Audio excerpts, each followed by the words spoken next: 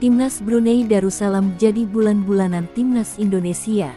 Diwarnai gol cantik Spasojevic dan aksi para pemain pengganti, Indonesia mengamuk di KLFA Stadium dengan mengungguli Brunei 7 gol tanpa balas.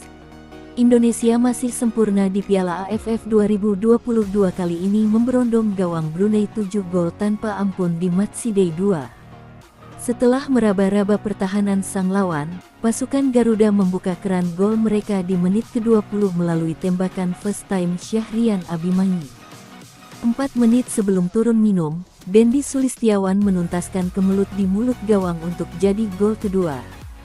Selepas interval, Egy Maulana Fikri mencetak gol keduanya di turnamen edisi ini lewat sundulan, lagi-lagi dari skenario yang sama dengan memaksimalkan crossing di sisi kiri. Spasojevic tak ketinggalan mencatatkan namanya di papan skor via gol backheel indah di menit ke-60. Pengganti Spasojevic, Ramadan Sananta, 8 menit kemudian menambah penderitaan Brunei. 4 menit jelang laga bubar, giliran dua pemain pengganti lainnya, Mark Klok, yang menempatkan bola datar tepat sasaran sebelum ditutup oleh sundulan maut Yakub Sayuri. Dengan hasil ini, pasukan Sintayong membuka dua laga awal dengan rekor 100% dan sekarang mereka memiliki 6 poin, menempati posisi puncak klasemen sementara grup A. Kemenangan 7-0 ini berarti Indonesia selalu mengalahkan Brunei di 4 pertemuan terakhir dan mencetak rekor gol yang mencengangkan, 18-0. Tanggal 29 Desember mendatang, ujian sesungguhnya Indonesia datang saat melawan juara bertahan Thailand. Laga ini sekaligus jadi ajang balas dendam tim Merah Putih setelah kekalahan menyakitkan di final. Pemain sayap Timnas Indonesia Yakub Sayuri terpilih sebagai Man of the Match alias pemain terbaik pada laga melawan Timnas Brunei Darussalam.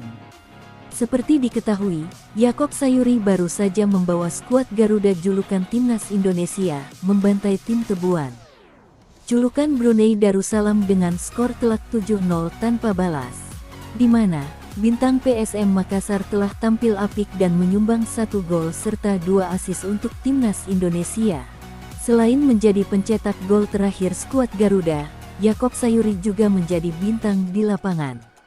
Pantas saja AFF menganugerahi pemain kelahiran Papua berusia 25 tahun itu sebagai pemain terbaik di laga tersebut karena telah berkontribusi besar untuk kemenangan Timnas Indonesia.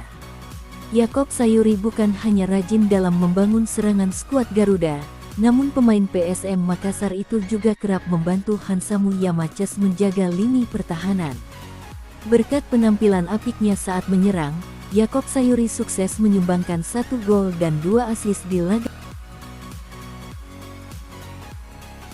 Jubah Beast King Leo ditawar 15 miliar rupiah. Leo Messi merasa terhormat bisa merasakan budaya Arab ketika dipakaikan jubah Beast di Qatar. Dan tak akan melepasnya berapapun harganya. Tawaran senilai $1 juta telah dilayangkan untuk Kapten Argentina Lionel Messi agar bersedia melepas jubah Arab Beast yang dikenakannya ketika mengangkat trofi Piala Dunia 2022 di Qatar. Seorang pengacara dan anggota parlemen Oman, Ahmed Al-Barwani, yang berani membuat tawaran sedemikian besar untuk Beast yang dikenakan Messi itu. Di media sosial, Al-Barwani membuat penawaran, dari Kesultanan Oman, saya mengucapkan selamat atas juara Piala Dunia 2022 Qatar. Beast Arab, simbol kesopanan dan kebijaksanaan. Saya menawarkan Anda $1 juta, 829 pound ribu, atau setara 15,5 miliar rupiah, sebagai imbalan untuk Beast itu. Saya berada di stadion menyaksikan momen itu secara langsung ketika Emir Qatar memberi Beast pada Messi. Momen itu menjelaskan kepada dunia bahwa kami ada di sini, ini adalah budaya kami, harap diketahui dengan baik. Itu akan ditampilkan untuk memperingati momen kebanggaan, dan untuk membantu kami menghidupkannya kembali, dan juga mengingatkan kami bahwa kami bisa melakukan apapun.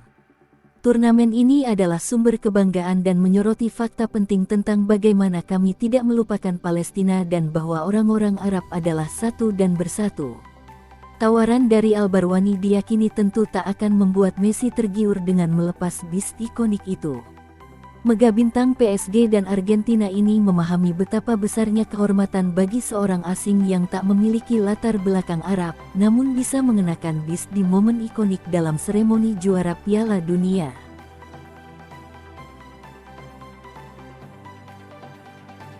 Kapten Atletico Madrid Koke memberikan pendapatnya tentang Lionel Messi, mengatakan bahwa kapten Argentina itu layak memenangkan Piala Dunia 2022.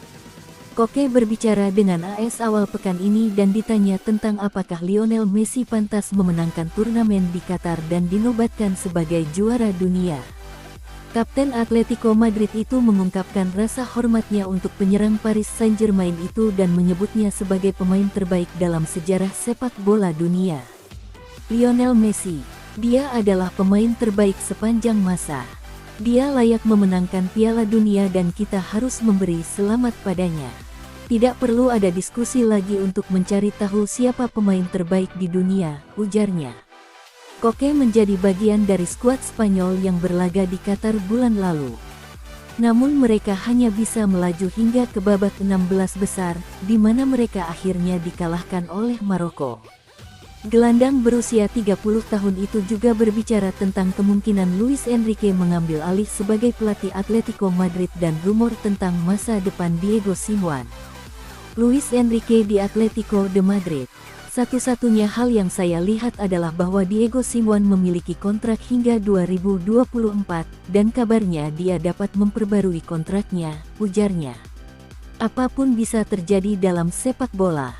Pada akhirnya, Simeone memiliki kontrak dan kita lihat saja apa yang terjadi nanti, apakah dia memperbaharui atau tidak. Apakah Luis Enrique akan datang atau tidak, itu bukan urusan saya.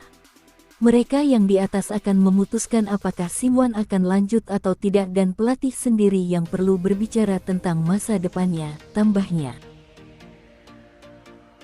Pemain depan asal Brasil berusia 22 tahun, Tete, mungkin tak akan diperpanjang masa peminjamannya oleh Lyon. Ia tampil ganas bersama Lyon dengan status pinjaman dari Shakhtar Donetsk, yang akan berakhir hingga musim 2022/23 tuntas.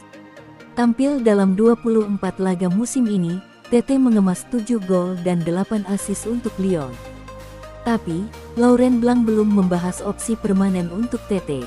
Sejauh ini memang tak mungkin untuk Tete bakal balik ke Shakhtar Donetsk, sehubungan dengan invasi Rusia ke Ukraina yang terjadi. Pada akhir 2023 kontrak Tete bersama Shakhtar akan habis, dan peluang untuk klub mendapatkan Tete dengan harga murah akan terbuka lebar. Arsenal, sebagaimana dilaporkan 90 min, menjadi salah satu klub yang ditawarkan jasa Tete. Namun klub Liga Primer Inggris lainnya juga kepincut. Tottenham Hotspur, Newcastle United hingga Leicester City mengantre untuk bisa menggaet sayap kanan yang bisa bermain sebagai second striker tersebut.